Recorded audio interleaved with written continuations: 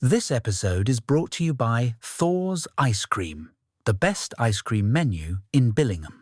Find them at the rink on game days and pick from their range of amazing desserts, including the Biscoff brownie and the famous whippy trays, with a choice of amazing toppings. Supporters of the Stars and Buccaneers and proud partners of Starcast. Find Thor's Ice Cream on social media.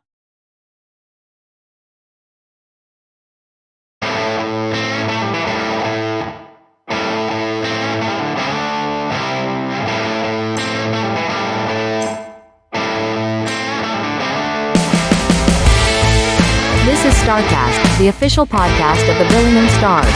Watch and listen for the latest news from the Big Red Machine.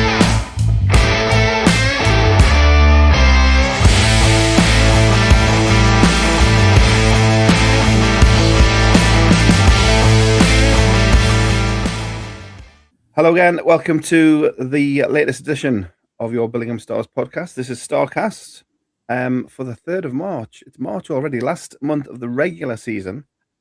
Time flies and all that. Still here talking all things Big Red Machine. We have a road trip to Blackburn to discuss, a league roundup as usual, and then a road trip, because they're all road trips at the minute. A road trip to Widnes coming up this weekend, and we'll a few topics of any other business as well. Pleased to be joined, as always, by trusty sidekicks, Carol and Jono. Get to talk all things Billingham Stars. Carol and Jono, evening, how's things? Yeah, good. Survived the Northwest? Good. Yeah, not as cold as it normally can be, by the way. Didn't feel the cold as much as you normally do. There's maybe a warm front down on the bench where you are now. Yeah, I was gonna say must have been the jazzy new ice keeping me warm. Very good. We'll talk about Blackburn in a second. As I say, an away game last weekend, as the road trip continues to the end of the regular season, and then we look at the league standings. The placings are starting to firm up, but still plenty to happen before the end of the regular season on the 22nd of March. So it was to Blackburn on Sunday. As we said last week, Billingham's return to action after the cup final mini break, away to the home of the league champions on their. It was their final home game of the regular season, wasn't it? Yep. So it was a big one, yeah. A big one for them to finalise their league championship season. And it went, as possibly you've already seen, 7-1 to the Blackburn Hawks. And their goals were a hat-trick from Liam Charnock, Streetley, Cross, Hayek and Barry. Stars goal from Callum Wilkinson. Quite a high shot count, 50-42 to the Hawks. A few pims as well. There was a few things going on. The post games just going up tonight as we speak, so you'll have heard it by the time this goes out on Wednesday as usual. And Carol, you had the post game with Foz and dissected things, and from the first period it was fairly even that first 20 minutes. I'd go so far as to say we probably should have been up at the end of the first. Unfortunately, it didn't quite happen for us in front of goal. Their goal came after. Well, it was the first shot they took, and it was well screened. Jacob didn't see it until it was past him, which is unfortunate. But it really, the opening minutes had belonged to the Stars. And even after they scored, the majority of the play was in our offensive zone. Going into the dressing room, the guys must have been disappointed, but felt confident that they were going to get back into it, because it wasn't a 1-0 game to them after the first 20. And then again, this seems to be a broken record, but don't know what happened. But it all absolutely unravelled in the second period. Their second goal was kind of carbon copy of the first, very well screened, and another point shot. And then they scored a power play goal at took the stuffing out of us because the penalty call on the play against Rowley, it was a hooking call. It was garbage. And I think that just took the stuffing out the lads, and just the second period was nothing like the first. And again, I do sound like a bit of a broken record on this one, but we're just not putting together these 60-minute games. It's 20 minutes or 40 minutes, and that's all we seem to be doing. And certainly I think I said it in the post game. We played like we played in the first 20, and we potentially beat anybody, but it's not really working out that way. I do think that the turning point was that power play goal. It just seemed to, I don't know what it is, but it just seemed to get in our heads. And then after that, it was really chippy. It was quite nasty, actually. It wasn't a pleasant game to watch. All sorts going on. Some stuff seen by the ref, some stuff absolutely not. We shall see what happens. But it was just one of those games. And obviously Harrison Walker had to have a sterling game in goal. So when we did move forward and put some shots on him, he was equal to pretty much everything. So it wasn't a 7-1 game by any stretch of the imagination, but at the same time, we will be ruining the fact that we didn't capitalise on that first period performance for me. Yeah. And then you said the power play goal made it 3-0. We got on the board a few minutes after, Callum Wilkinson on the board with Ian and Lewis on the assist, but then they they just scored another one before the end of the period, and that was that, John, and that took the stuff, as Carol says, took the stuffing out, and we weren't coming back from 4-1 at the end of the second. Yeah, I think if it not for bad luck, we'd have no luck at all. I don't think it was the third goal for me. I think it was the fourth goal. The fourth goal absolutely ruined us, because at 3-1 we had a huge chance to make it 3-2. I think Harrison made another fantastic save, but we should have scored. No ifs, no buts. It should have went 3-2. And from missing that shot to make it 3-2, they went up the other ice and made it 4-1. And I think that was the killer. But up until then, I think we were as good as them, if not better. I think we were creating more chances. Harrison was definitely making the bigger of the saves. You can see why they've won a lot of games this year. He's definitely kept them in most of them, because we just know how good he is. But yeah, if he's played like that most weeks, because he have been in a lot of close games, then he's going to give them a chance to win every night, and that's what happened. But yeah, bad luck, good old bad luck. It was there, just bounces. I mean, it summed it up when we were on our power play. Thankfully, they didn't score from it, but they cleared the puck just along the boards at a bog standard clear of the puck, and it hit a stanchion, and it finds high up in the middle of the ice, all alone for a breakaway. And you look up at the skies and you just go, yeah, that's just been our season in a nutshell. They didn't score from it, thankfully, but it just summed up the luck and the way things were going for us. Mm-hmm. I mean, the two games in Blackburn. Obviously, the first one we went down with a I think it was barely 12 skate or something like that. Not many more this time, but obviously that's not the story. But it's one of those rinks where you need to be at your best. I think you said on the post game with Foz, Carol.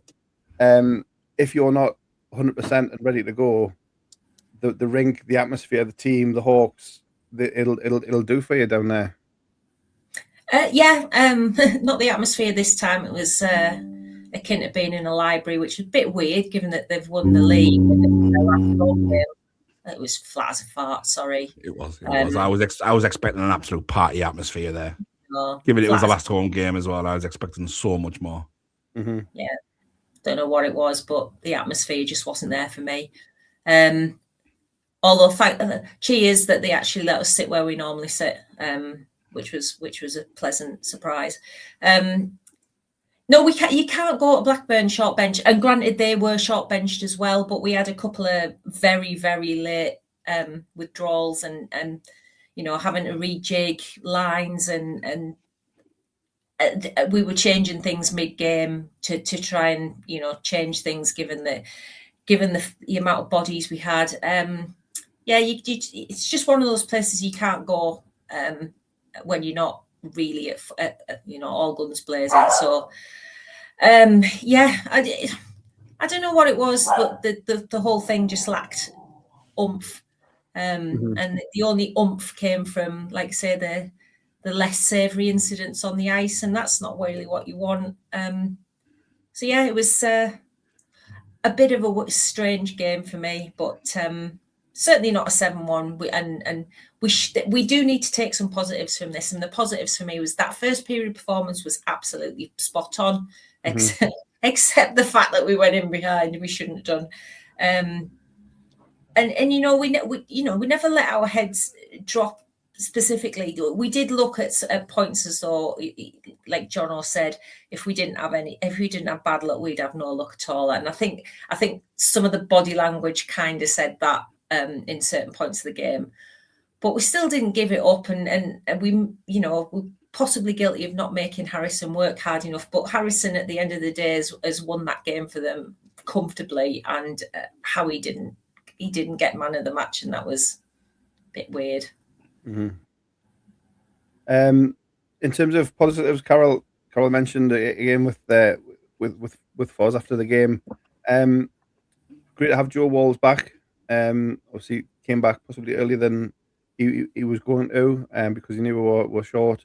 And Lewis continues to settle in, and even a spell up front this week, but keeps settling in on the back, and he's shown what he can do for us in a Stars jersey, Jono. Yeah, Lewis was phenomenal this weekend, and to be fair, so was Joe. I mean, it was back in a just easing back kind of situation due to the numbers that we were missing at the back. But again, Joe was Joe. He's outstanding. He's a big body. He's hard to get off the puck. He takes the puck off people quite easily, which he did all night. I don't really think he put a foot wrong. But yeah, definitely probably the best game we've seen from Lewis as well. I think he's probably the training sessions and the time spent around the lads, that the click starting to happen with others. He's created a great partnership on the ice with the Brown and Moss line. That seems to be working very well. So something to keep looking out for. But there's still positives going forward. But we got some big games that I know that we're more than capable of winning. And if we do get Blackburn again in the semi-finals, which I think it would work out that way, I think we're more than a match for them, especially when we're at full strength. Even when they're at full strength, we've shown that. Mm-hmm. Yeah, I mean that first game, first matchup of the season was just the odd goal here and there, and the late goal showed what we can do against them. So we mentioned Joe and Lewis at the back. A word as well for Tom and Ethan up front. Carol, obviously they're grafting away, and they got Fozzie's praise as well in the post game. Yeah, Tom and Ethan both put in great shifts due to the nature of the bodies that we had. Ben was back on the blue line, so Tom and Ethan took their shifts up front to give the guys some relief, as it were, and they did more than they were asked up front. I thought they both had great games. It's not an easy place to go for anyone, and in those circumstances, I thought they did great. Yeah. Do you want to talk about the third period handbags? Obviously, there was a bit of a to do, and then those well-known fighters, James Helens and Chris Sykes check notes, getting the fighting majors. Much to do about nothing. It just shows that those guys, even Jammer at what, 22, 23 years old, 22, 23, still has that veteran about him. Something happened to Ian. He got kneed, or there was an attempted knee that was missed. Warnock went back for him a second time, got him a second time with a bit of a spear. And James was just standing up for his import, which is what you would expect. He came in, he gave Warnock a slight push. He went flying, good dive, probably 7 out of 10, maybe 8 out of 10. And then a couple of others got involved, and then Jam squared off with, was it Charnock? Charlie Thompson. No, Charlie Thompson. They had a little spinorama to do, and apparently Charlie Thompson's now the heavyweight champion of the world, the way he celebrated. And then I think Brammer and Sykes had a little pushing together, and from the videos that you see on YouTube or Facebook, you probably see that Chris Sykes is probably the king of Sheffield at the minute. Mm-hmm. And that was about it. Like I say, it's just two veterans standing up for the teammates, and it's just probably one of those hockey incidents. Yeah, and that's what you like to say. It's we've said before that the guys are a close group, so when one goes down, they all kind of pile in and support each other, which is what happened there. Yeah, absolutely. Like I say, it was something on Ian. It was pointless, wasn't necessary. Don't know why he thought he would have a chop at Ian. I don't know. Maybe it's just a jealousy thing. I know no idea why. But he did what he did. Jammer stepped up for him. A couple of guys came in and stepped up for Sam Warnock. Like I say, Charlie Thompson, and it just went from there. Like I say, a couple of veteran guys doing veteran things, looking after the teammates, and it just is what it is, really. Yeah. I think the penalties came out wrong as well. Somehow, Jammer got an extra 2. I'm not quite sure what for. But then when you have arms on a game, I don't know what to expect. I mean, if you have no bad luck, you'd have no luck at all. But when you see him walking in the arena before the game starts, you know your bad luck's already begun. Mm. Yeah, the penalties. James got 2 for cross-checking and 5 for fighting. Sykes got 5 for fighting. And on the Hawks side, Sam Warnock had 2 for hooking. I think it was hooking the other way. Anyway. And then Brammer and Thompson 5 each for fighting, so it came out all evens. Nothing on no power plays, no nothing. Why did James Helens have to stay in the box longer than everybody else? Because he got 7 minutes. Because he got 7 minutes. Everybody else got either 5 or 2. Yeah. He got 2 plus 5. So somebody would have went in to serve the extra 2, but then Jammer has to serve his full. Yeah, his full Ethan free, went in. Ethan went Anyway, in. He did, yeah. It's because Warnock never got anything more than just 2. Yeah. I think we were all sat fully expecting a 5 really for Sam, but that's not how it turned out. Bit weird, but like Jono says, it's that particular referee who used to play for Blackburn Rec. Yeah, it doesn't fill you with confidence, and that's such a shame. I think we've had the conversation weeks and weeks over the weeks about the officiating in the league. It's just it needs to improve because the level of hockey has improved so much and got so much faster, which I understand. It's therefore more difficult for the officiating. But I don't know what the answer is, and I'll hold my hands up whether it's just putting crap loads of money into it, which is probably the answer. The officiating needs to improve at an NIHL 1 level. And I see the same in group chats for Division 1 South as well. They say the same. It just needs to improve. Yeah.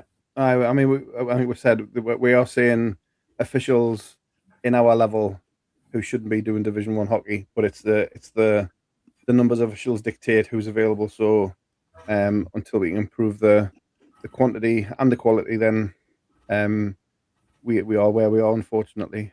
Anything else on Blackburn before we move on? As John says, we'll not see them now until a playoff semi-final, if at all. Yeah, Burger King's gone. Yeah, Burger King's gone. But on that trading estate where the rink is, gone. Pizza Hut's now a McDonald's. Burger King's an Indian street food place, and I believe Burger King's moved to wherever Tesco is. It's gone. That Burger King's been there forever. Yeah, that was a post-game staple for exactly. It was like death, taxes, Blackburn away, Burger King. Mm-hmm. Not Big to changes. be.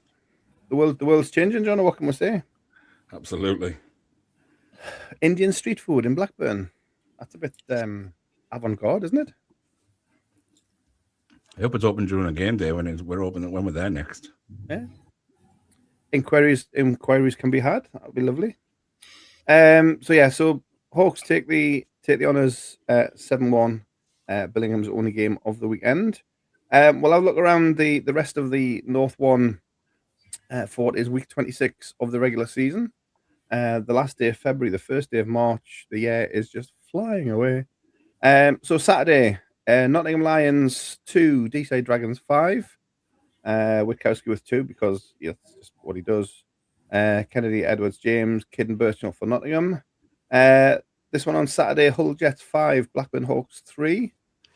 No details to hand of scores, etc. But Hull take the win at Hull Arena. I did see Hawks had a few absentees for that one, but they'll not use that as an excuse because they're a no excuse kind of organisation. So they'll just take it on the chin and have their fourth defeat of the season, which means they can't match 33-3 record and 99 points like last year's champions did.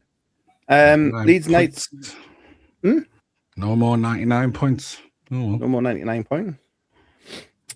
Leeds Knights 5, Solihull Barons 8. A good old shootout at Leeds on Saturday night, but the Barons come out on top there. And then on to Sunday, Yorkshire Derby, Sheffield 1, Leeds 6. Comfortable win there for the Knights. D-side 8, Hull Jets 2. Hat-trick for Ross Kennedy on D-side. Blackburn 7, Billingham 1, as we've said.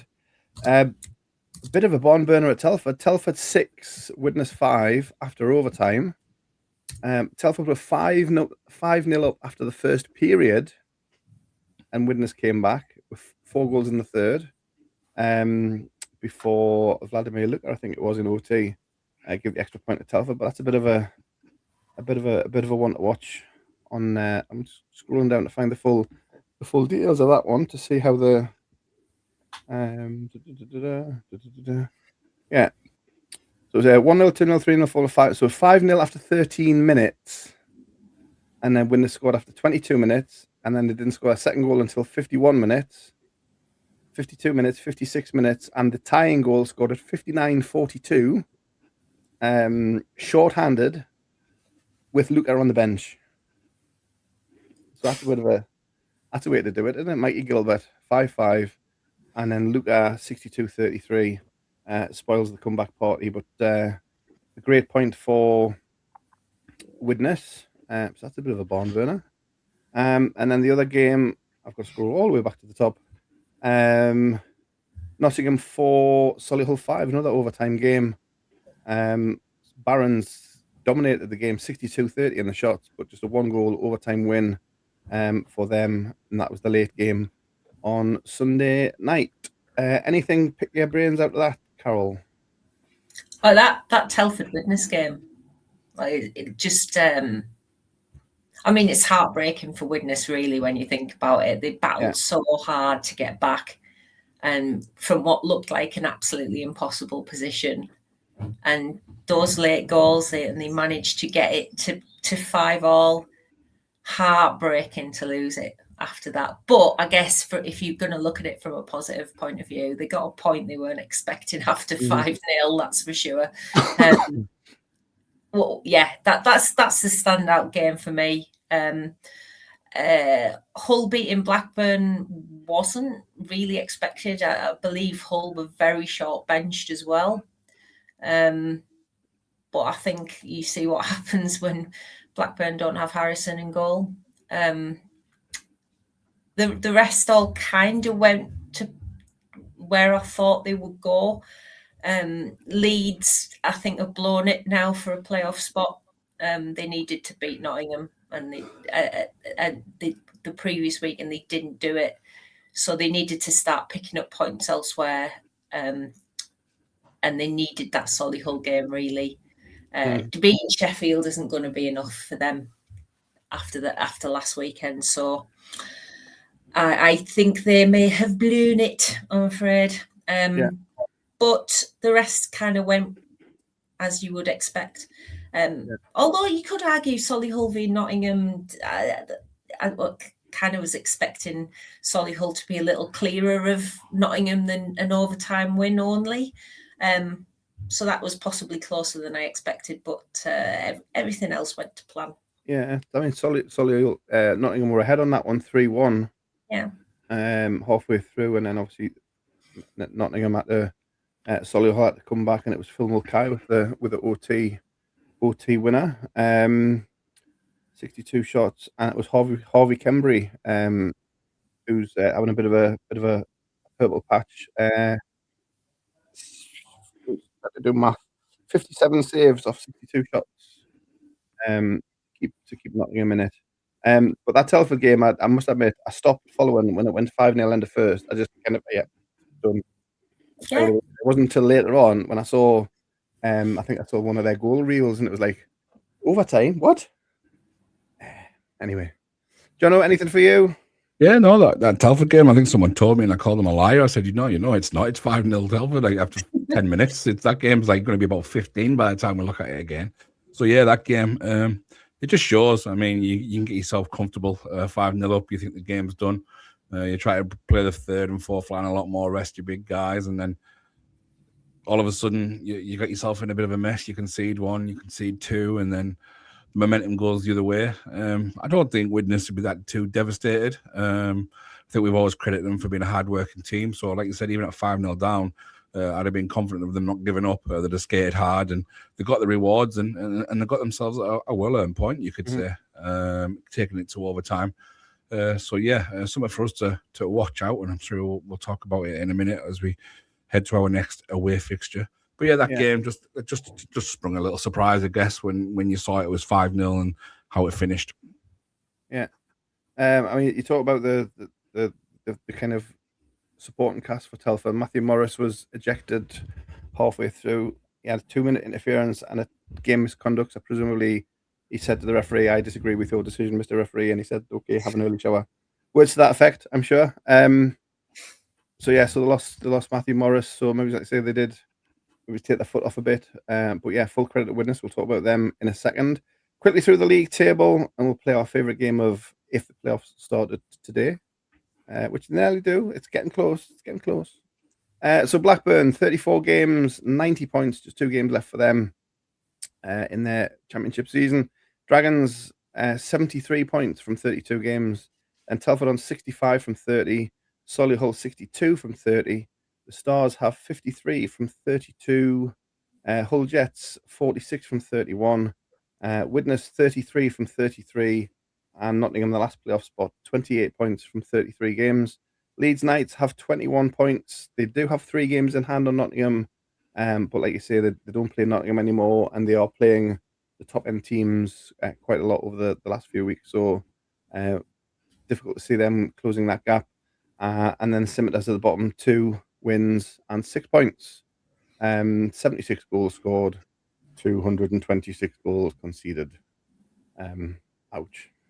So, if the playoffs started today, it would be Blackburn Hawks versus the Nottingham Lions, Deeside Dragons versus the Widnes Wild, Telford Tigers would get the Hull Jets, and as we've said for a few weeks, Solihull versus Billingham.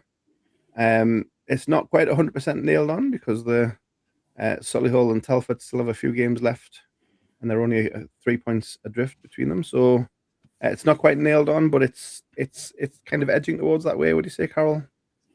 Yeah, I think so. I think you look at the fixtures that are left, and I don't think there's going to be a great deal of movement, to be honest. I think the table might be pretty much set. I mean, we'll see. I'm sat here to be proved wrong, and it wouldn't be the first time, let's face it. But I think your little if the playoffs started tomorrow is probably it's actually what it's going to be. So yeah, we've got games. Obviously, still got games to play. So the season's not over, but we really do need to start thinking about how we're going to approach these playoffs and how we are going to just get ourselves on a bit of a roll, momentum-wise, to be able to compete and hopefully get ourselves to Sheffield to defend our playoff title. Anything from you, John, on the...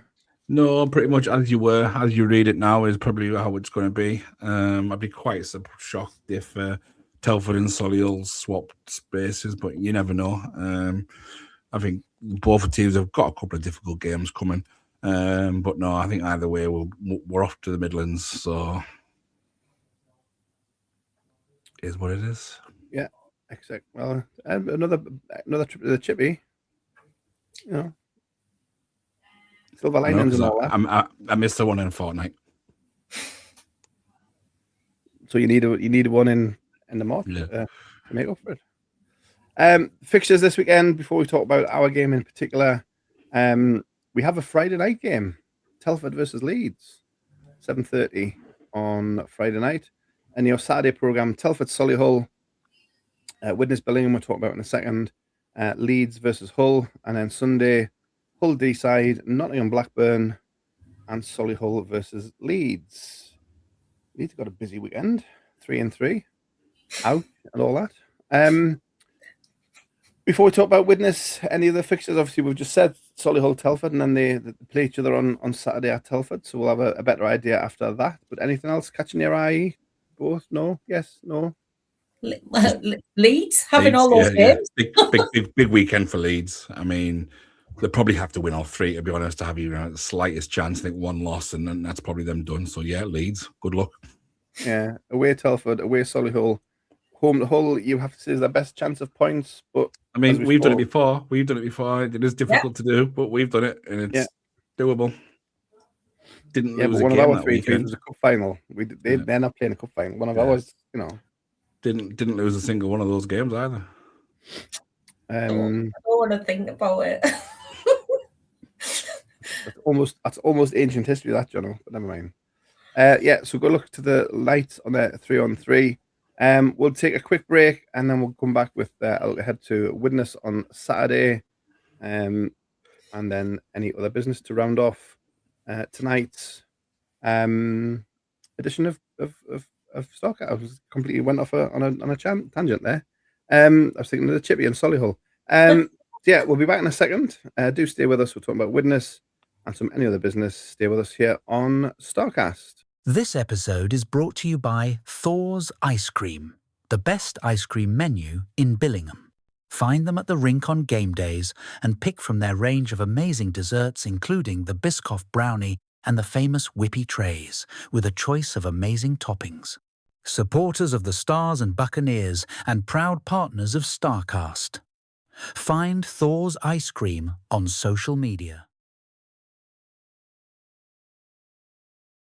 Welcome back to Starcast, and a look ahead to another check note road trip for the Billingham Stars. Away to Widnes on Saturday, as we said, reviewing the fixtures. So Widnes, we talked about their epic in Telford, and as we've said, Carol, you know what they are. They're going to work for the full 60 and beyond, and we're going to be ready to counter that on Saturday at their place. Yeah, we've seen throughout the season how hard they work, and they get themselves back from positions they probably shouldn't do. They are not going to give us anything other than a very hard game, and I think we need to be prepared for that. I'm sure we will be. I'm sure it's not going to be any great shock, but these guys graft, and they're going to put a shift in, and they're going to look awful, by the way, because those jerseys are horrific. Sorry, Widnes, but they are absolutely awful. So yeah, it's going to be a very, very hard game. Yeah, it's not easy being green. That's what the saying is. But yeah, if you haven't seen it, it's a theme night. They're doing St. Patrick's Day, 10 days before St. Patrick's Day. But they are wearing green jerseys on Saturday. The darkest of green as well. Yeah. Obviously, friend of the show, Luca Tasadri's been playing an awful lot for Widnes, but he's been putting up the performances, John. And even we mentioned that Telford game. It was 5-0 end of first. He had 28 shots in that first period. He had 50-odd saves throughout the night. He's a glutton for the minutes, and he puts on the show. Yeah, no, he probably would have loved it. I mean, he wouldn't have liked the conceding the goal side of it, but all those shots, he would have been in his element.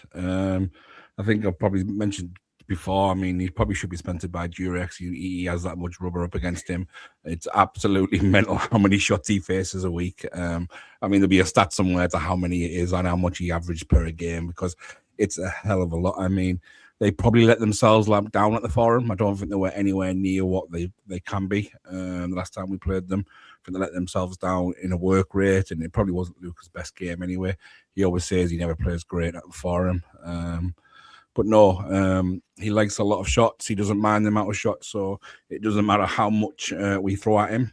What we do need to do is get him moving, get him moving side to side and get some shots on the net and not just not at him, because he'll eat them up all night long. And like you said, the more he faces, the better he gets. Mm-hmm. As of the latest stats available, he has faced 1,368 shots in 32 games. Do the math. That's a lot. And his save percentage 901.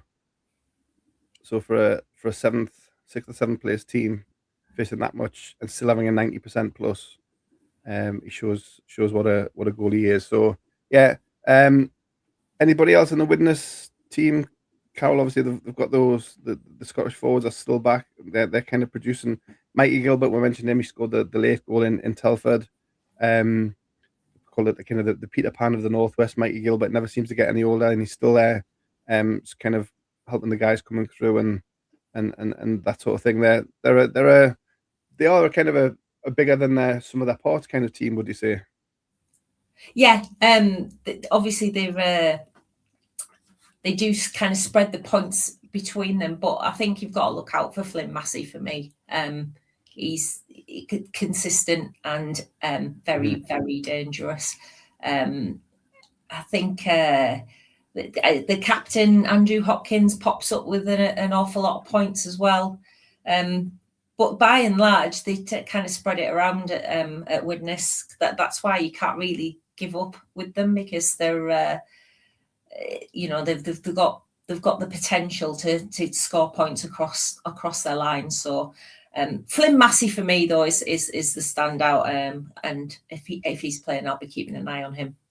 Yeah, 20 goals and a point a game for Widnes at the top of their charts. Anybody sticking out for you, John? No, I think it's probably nail on the head in time in terms of Flynn Massey. But yeah, they're a funny team. It's not going to be one guy who stands up for them every week. It'll be a different guy every night, and they'll follow his lead. Someone will go out there, they'll set the tone, whether it just be skating hard, working hard, block a few shots, or whatever it is. It'll get the team going, and they'll kind of follow that guy's lead, no matter who it is, and they'll get themselves into a rhythm. And it's going to be an absolute battle. It probably won't even be the prettiest of games either, because they will make it the ugliest thing you could ever imagine, and that will suit them right down to the ground. Mm-hmm. But yeah, so that's Saturday at Widnes, 7 o'clock. Face off at the. Does it still call it the Jungle? I don't know. Never been for a long time. But 7 o'clock at Widnes, as I say, they will be in the green jerseys, because it's 10 days before St. Patrick's Day, of course. So usual rules apply. If you are traveling to Widnes, it's actually not a bad little rate. It's kind of tight and low ceilings, but it's a nice facility. It's good size for our league, and when they do get it jumping, it's a nice little rink. So if you are traveling, usual rules: travel well, travel safe, loud and proud, plenty of noise for your big red machine. We've done all the fixtures, so that's that for that. Any other business? We do have a parental advisory coming up shortly, so stand by. Carol, any other business? Would you like to say anything? I'm going to give a shout out to our regular Solihull listener, because I'm sure he would like one, because now we know that he listens every week. Or maybe he's still getting clips sent to him. I doubt it. He's name checking our sponsor now as well, isn't he? And he's name checking the sponsor. How can we not give him a shout out when he's giving our sponsor some publicity? So hi. Yes, everybody's welcome. We're a broad church. We are. We welcome all comers. Just a couple of things that I was just going to mention. I think we've already talked about it, but the Steel City Showdown tickets are on sale. As Carol said, defending another one of our titles, hopefully in Sheffield, and it's going to be the same madcap format: 4 finals on a Saturday, 2 national finals on a Sunday, 1 fantastic price, and tickets are on sale. Check out the links on England Ice Hockey. It's all available there. You can book your seats. We are in block, remind me, 7. 7. 6, 7. 6, 7. 7. 6, 7. Yeah. 6, 7. Yeah, block 7. which is where the action was, which is where Rowley celebrated last year, if you remember it. Hashtag iconic. And what else was it? Jono mentioned something about imports, so we'll talk about that with Jono. And do you want to start doing your list, Jono, while we're on? Obviously, we saw the IHA post about imports, so I think it's one that a lot of people, fans, players, clubs are waiting to hear on. I have had some news. I love my old podcast. Had a few connections saying that news is quite imminent, April sometime, and it looks like a big change to the import rule is coming. Whether good or bad, I don't know, but don't shoot the messenger, because at the moment it's only what I've been told, and it is quite reliable. So I would go far as saying is, if you have a British passport next season, you will not be classed as an import. So big changes. I think it's going to open a big can of worms for some teams, because I think some teams can stack themselves with those imports who have changed passports.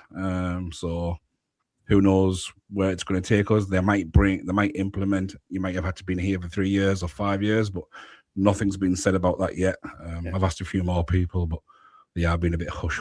So because they did try that. Was it 2 or 3 years ago?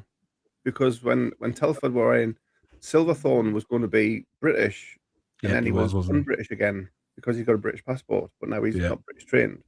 So are we kind of going back to what we had maybe? So apparently the British train thing is probably kind of gone away. I know there's a big issue with a player in Solway, and I believe it's one in Bristol.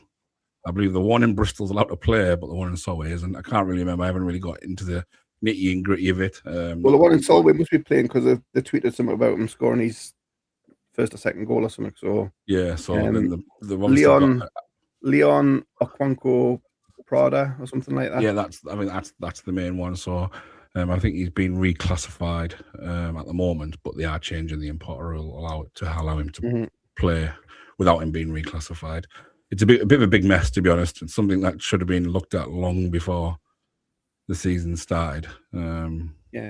Obviously, clubs have found loopholes, which, I mean, that's what the rules are there for. You do find rules to find loopholes in them to benefit your club. But I think 1 year, I'm not sure if it was Swindon 1 year. I think they had about 7 imports playing, but like 4 of them were British passport holders. So yeah, it's just crazy. So we could see a lot of teams stack up in that kind of way.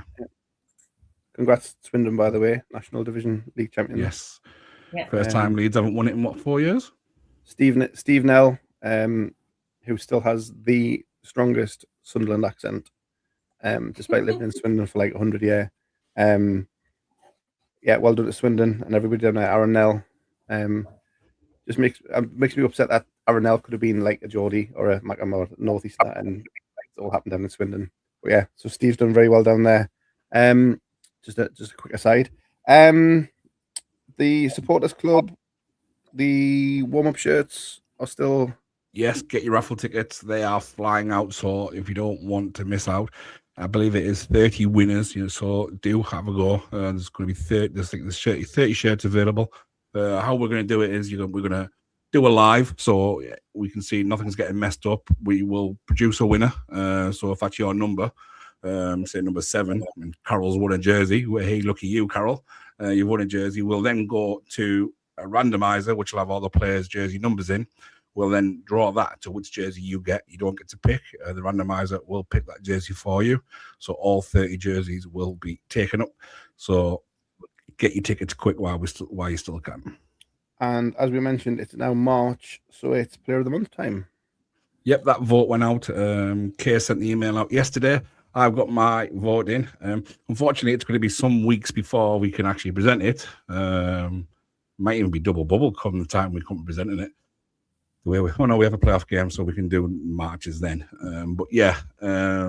So it's going to be not going to be presented until the D-side home game. But the email went out yesterday for February's Player of the Month. Excellent. So Supporters Club, keep an eye on that. And then the usual, you like to flog your wares, Jono, and we have photos to go with it this time. Absolutely. We do have a new merch drop. So Craig, if you will. Dun, dun, dun. This was the parental advisory, by the way. This is modelled by our very own Supporters Club chairman. the legs are not available. They do belong to me. So calm yourself down, ladies, for the ones of you who are watching this on YouTube. But yes, we do have some of our summer range available. As you can see at the top, we have the nylon version. I think, is it nylon? Like the sports short version. And then the bottom, we have the jogger style version of shorts. So if you are interested in some Star shorts, please do get in touch. And as I say, these do not come with the legs. Yeah. Because you need them for the cricket season ahead. Absolutely. Why have I lost John? Oh, hang on. He's there. There we go. Press the wrong button.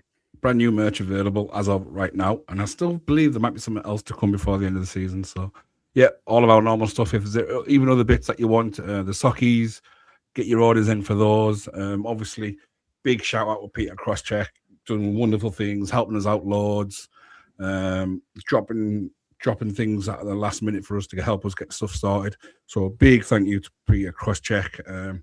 He's a great guy, doing great things. Go and check his website out as well. I will say he's doing great stuff. Mm-hmm. So if you do have Crosscheck shorts, you'll know which ones I mean, because they're pretty much the same style, just with our logo on. But yeah.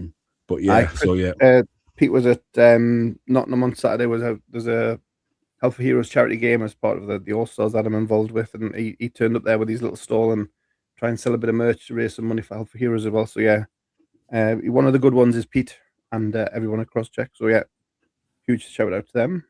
So yeah, and I believe there'll be a big sale coming for the last home league game of the season. So bring some extra pennies. Excellent, thank you very much. Anything that we've missed? Any burning issues that we've ignored? NHL's back. Do you want to talk about it? No, it isn't. Don't want to talk about it. It's done. Finished. That's fine. I wasn't going to mention it, but I actually think I've changed my mind. I do just want to give a bit of a shout out to Nottingham Lions management for taking very swift action regarding the conduct of one of their players on Sunday. We've all seen the video footage of the incident, and if you haven't, I'm referring to a Lions 2 player butt-ending Stewie Jackson from the Buccaneers in the face from the bench. Quite honestly, one of the most ridiculously stupid things I've seen in hockey. And I'm just really pleased that Nottingham took it upon themselves to say, no, that's not acceptable, you're out. I fully support that decision. Well done. Yeah, no, it was good to see. I say that they came out on the night to say we're aware of it, we're looking into it, and then it came up the next day with we've released the player straight away. So yeah, fair play to the Lions. Yeah, but I mean, from getting involved from the benches is chicken anyway. But then to do that, like I say, straight in the guy's face. But it was only a poke to the face. Come on. Oh, I've seen some fair nonsense online about this. People who've only seen one angle. I've even seen one person who might even be from round here saying that Stewie dived and he didn't touch him. Okay. No. Absolute nonsense thing to do. Cowardly. If you've got a problem with somebody, jump over the bench and sort it out. But it was Stewie Jackson of all people, who's one of the nicest blokes in hockey, and I don't know. There's no sound on these video clips, but he didn't look like he even said anything to him. So God only knows what went through that guy's head, but stupidity at its finest. Yeah, no, and that's it. His NIHL career is probably done. I say there's going to be a ban coming, and nobody's going to take that on, I don't think. So that is the end of that. Well done to the Nottingham Lions for doing that. Thank you to Carol. Thank you to Jono for your thoughts and comments as always. We'll draw a veil over this week's edition of Starcast. As a reminder, if you're travelling to Widnes on Saturday, 7 o'clock, Widnes Wild versus your Billingham Stars, the only game of the weekend. The road trip continues. Hashtag we will be home eventually soon, please. Honest, Gov, something like that. It'll catch on. I'll work on that, workshop that for the next couple of weeks. But yeah, the road trip continues. Widnes on Saturday. So if you're travelling, enjoy it and shout loud and proud. We'll be back next week to talk all things from the Widnes game and then look ahead to a road game. Is it Solihull next week? Chippy? 15th, yeah. Chippy. Lounger. Mothering Sunday in Solihull. Romantic thought indeed. But yeah, so we'll do all that next week's Starcast. If you are watching or listening or however you are getting your episodes of Starcast, leave us a rating, a review, a comment, some nice words. Just all helps the engagement, and so you can be seen and heard far and wide, spreading the good word of the Billingham Stars. We'll leave it there for now. Thank you for watching. Bye for now. Thank you for watching and listening to Starcast. Follow us on social media and remember to subscribe and leave a review on your podcast platform.